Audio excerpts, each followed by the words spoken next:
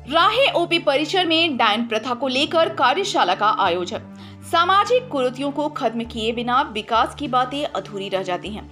ऐसे में डायन बिसाहिब कुप्रथा की रोकथाम को लेकर शुक्रवार को राहे पुलिस की ओर से ओपी परिसर में लोगों और जनप्रतिनिधियों के बीच जन जागरूकता अभियान चलाया गया। बता दें, डायन प्रथा पट्टी से अधिनियम 2001 के अपराध और दंड से संबंधित प्रावधानों को लेकर लोगों के बीच प्रचार किया गया। मौके पर ओपी प्रभारी रामरेखा पासवान ने कहा कि डायन कहकर किसी को प्रताड़ित करना कानूनी अपराध है। डायन प्रथा समाज का कुप्रथा है। ऐसी कुरीतियों पर अंकुश लगाने की आवश्यकता है। इसमें सजा का भी प्रावधान है। ऐसी कुरीतियां न केवल महिलाओं बल्कि समाज को भी नकारात्मक विचारधारा से ग्रसित करती हैं। इन कुरीतियों से महिलाओं को प्रताड़ित करना अपराध है। उन्होंने वहां के लोगों से आग्रह करते हुए कहा कि इस प्रकार की किसी भी घटना की जानकारी होने पर थाना को इसकी जानकारी देकर जिम्मेदार नागरिक का दायित्व निभाएं। प्रभारी के नेतृत्व में चलाए गए इस जागरूकता अभियान में प्रखंड विकास पदाधिकारी हारून रशीद, एसआई बिगेश कुमार राय, एएसआई रामपुकार बैठा, एएसआई राज कपूर और आजसू प्रतिनिधि रंग बहादुर महतो, उप प्रमुख उमेश महतो, सभी पंचायत के मुखिया सहित काफी संख्या में लोग मौजूद थे।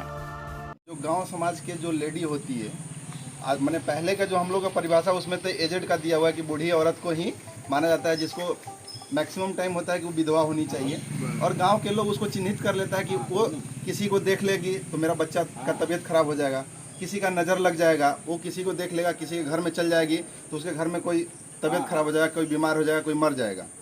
तो उसको गांव समाज के लोग ही उसको परिभाषित कर देते हैं कि ये डाइन है। दूसरी बात है कि ओझा उसको कहते हैं जो डाइन को प्रतिबंध करता है, मतलब उसके द्वारा जो कृत किया गया है उसको रोकने का जो काम करता है उसको हम लोग ओझा बोलते हैं। लेकिन ये दोनों गलत है, दोनों वैधानिक नहीं है। दोनों के प्रति ही हमारे कानून में, सरकार के कानून में सजा का प्रावधान है। तो हम लोग आज यहाँ पे इकट्ठा हुए हैं कि इस तरह के पुनरावृत्ति हमारे समाज में न हो, इसके लिए हम लोग यहाँ पे उठे हुए हैं। और सबसे पहले मैं फिर से पुनः दोहराना चाहता हूँ कि हम लोग एक अभियान चलाएं। हम लोग आज यहाँ पे 50 लोग होंगे।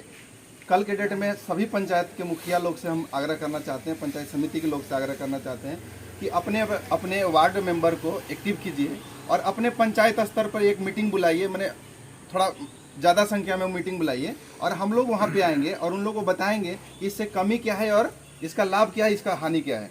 क्योंकि समाज में हम लोग एक प्रथा को मानते चले आ रहे हैं, लेकिन आज के समय में हम 21वीं सदी में चल रहे हैं। 15वीं सदी और 18वीं सदी के बाद को ले चलेंगे तो हमारा समाज और भी पीछे जाएगा। जबकि आपके घर में किसी का तबीयत खराब होता है, आप ओझा गुनी के पास चले जाते हैं, वो जो भी देता होगा, कुछ पूर्वजों द्वारा हमको जड़ी बूटी भी मिला हुआ है जिससे हम लोग ठीक होते हैं। ओझा गुनी लोग कुछ तंत्र मंत्र करता है, साथ में कुछ दवाई दे देता है, जड़ी बूटी, हम ठीक हो जाते हैं उस जड़ी बूटी से। बट हम उसको मान लेते हैं कि वो हमको ओझा गुनी करके ठीक कर दिया, जबकि वो ठीक उससे नहीं किया है।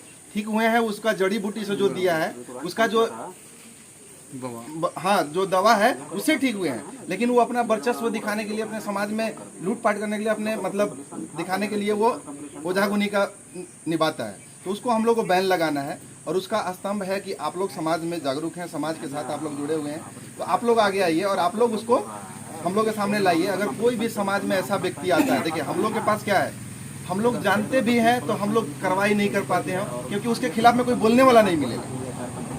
हम लोग के साथ मजबूरी है कि अगर आज यहाँ के समाज को लोग इसीलिए हम लोग जागरूक कर रहे हैं कि कल के आप लोग जाए समाज में तो इसके प्रति अगर लोगों को जागरूक कीजिएगा तो आपके घर में, आपके समाज में अगर कोई इस तरह की बात करता है तो हम लोग को नॉलेज आएगा, कोई उसके खिलाफ में खड़ा होने वाला आएगा तो हम लोग उसको पर अंकुश लगाने का प्रयास करेंगे।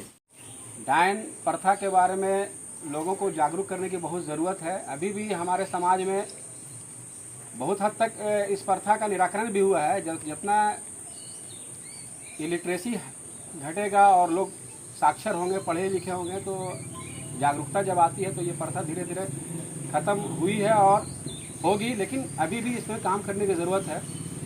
और ये काम जो है तो पूर्व में अगर हम लोग देखेंगे तो आज़ादी की लड़ाई के समय से हमारे जो महापुरुष, जैसा कि भी चर्चा में भी कुछ गणमान्य लोग कर रहे थे, जैसे राजा राम मोहन राय जी की चर्चा हमारे भारत के बहुत ही बड़े समाज सुधारक में उनकी गिनती होती है।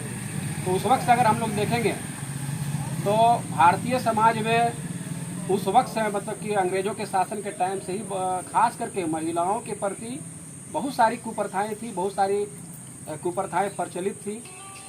और वो उन कुप्रथाओं में जिस तरह से डाइन प्रथा था ही था। अगर देखा जाए तो सबसे पहले महिलाओं में पर्दा प्रथा की अगर हम लोग चर्चा करें तो पर्दा प्रथा ऐसा था कि महिलाएं घर से बाहर नहीं निकलती थी। उसके बाद महिलाओं के जब घर से बाहर नहीं निकलती थी तो उनका पढ़ना लिखना भी मतलब नहीं था। महिलाएं ज़्यादातर मतलब निरक्षर ही थी। मतलब अगर देखा जाए तो समाज में अगर 100 महिला है तो एक दो महिला ही साक्षर मिलेगी, नहीं तो करीब करीब सभी लोग निरक्षर थे।